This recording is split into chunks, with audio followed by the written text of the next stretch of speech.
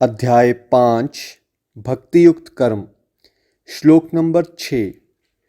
हे महाबाहु, भक्तियुक्त कर्म किए बिना कर्म संन्यास का पालन करना कष्टदायक है, परंतु भक्तियुक्त करने वाला महात्मा तुरंत ही परमात्मा को पा लेता है। कृष्ण डिवोरीज, भगवान जी ने इस श्लोक में समझाया है कि अकेले कर्म संन्यास करना कष्टदायक है, it's very difficult. On the other hand, कोई भक्तियुक्त कर्म करके सरलता से ही भगवान जी को प्राप्त कर सकता है। आई स्ट्रांगली रिक्वेस्ट कि जिन डिवोटीज ने पिछले दोनों श्लोक के वीडियोस नहीं देखे वो देखें, बिकॉज उसमें हमने कर्म संन्यास और भक्तियुक्त कर्म के बीच में भेद बताया है। फिर भी मैं क्विकली इसको टच कर देता हूँ। कर्म संन्यास वो है जहाँ आप केवल कर्म करके फल की इच्छा का त्याग कर देते हो, यानी निष्काम कर्म करते हो, लेकिन एज सच आपकी फीलिंग्स या इमोशंस भगवान के साथ नहीं जुड़ी हुई हैं। भगवान जी ने पहले भी बताया था कि कर्म संन्यास और भक्ति युक्त कर्म दोनों ही अच्छे हैं, भगवान की तरफ लेके जाते हैं, लेकिन भक्ति युक्त कर्म श्रेष्ठ है। भक्ति युक्त कर्म क्या होता है? जब अपनी ड्यूटीज़ को आप डिवोशनली परफॉर्म करते हो, जहाँ आपको भगवान के लिए फीलिंग्स आ जाती हैं, राइट। आप सोचते हो कि मैं भगवान जी को प्रसन्न कैसे कर लूँ, है ना।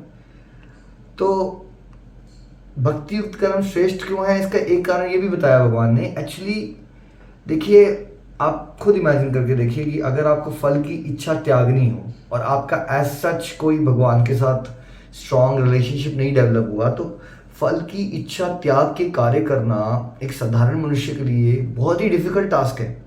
क्योंकि हमें मोटिवेशन के लिए कोई ना कोई तो चाहिए ना, कोई रीज़न चाहिए कि क्यों मैं कर रहा हूँ, क्या मैं अचीव करूँगा। जैसे मान लीजिए कोई किसी के पास टोटल 5 लाख रुपीज़ है, उसको बोला जाए कि 5 लाख रुपीज़ छोड़ दो, कितना मुश्किल लगेगा उसको। बट अगर उसके पास किसी और के पास पहले उसको 1 करोड़ रुपीज़ दे दिया जाए और फिर बोला जाए 5 लाख रुपीज़ छोड़ दो, तो उसको इतना मुश्किल नहीं लगेगा, राइट।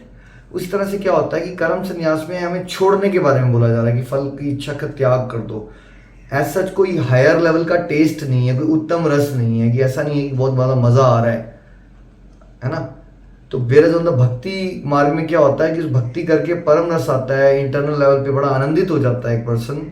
तो उसको इतना मज़ा आना शुरू हो जाता है, जैसे मान लीजिए उस पिछले उदाहरण से जोड़े, तो मान लो उसको करोड़ों रुपया मिल जाता है, तो उसको सांसारिक लेवल के फलों की इच्छा का त्याग करना है, मतलब 2-4 लाख रुपया छोड़ना है, तो कोई बड़ी बात नहीं लगती। उसको नेचुरली ही उसका ध्यान सांसारिक फलों की कामनाओं से ऊपर उठ जाता है।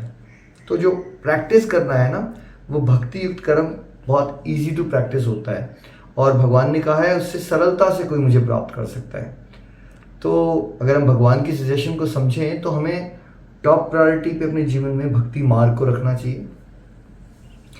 इसका कहीं भी मतलब नहीं है कि आप कर्म करना बंद कर दोगे। वर्ड समझिए, भक्ति युक्त कर्म, आपको भक्ति भाव से जुड़ के कर्म करने हैं। जैसे आप एक कंपनी के एम्प्लॉई हो, तो आप समझते हो कि मैं अल्टीमेटली अपने कंपनी के प्रॉफिट्स के लिए, बॉस के लिए कर रहा हूँ ये काम, इट्स क्लियर। वैसे ही हमने समझना है कि भाई ये ब्रह्मांड के स्वामी जो अल्टीमेट बॉस है वो भगवान जी हैं। अब कोई भी रिश्ता जोड़ लो, बेटे का, है ना, फ्रेंड का, लवर का, आपकी मर्जी है। वो स्वामी है, मैं सेवक हूँ, वैसा जोड़ लो। और फिर ये सोचो कि जो भी मैं कर रहा हूँ, खाना बनाना, जॉब पे जाना, वेलफेयर की एक्टिविटीज़ करना, ये तो मैं उस परम पिता परमेश्वर के लिए कर रहा हूँ। साथ में भजन गाइए, नाम जाप कीजिए, खाना खाने से पहले प्रभु को याद कीजिए, पानी पीने से पहले प्रभु को याद कीजिए। होगा क्या, भक्ति में आगे बढ़ जाओगे तो प्रभु की कृपा बरसती है। फिर संसारिक लाभ, हानि, सफलता, विफलता से बंदा ऑटोमेटिकली भगवत कृपा से पार हो जाता है। श्रीमद् भागवत गीता की जय।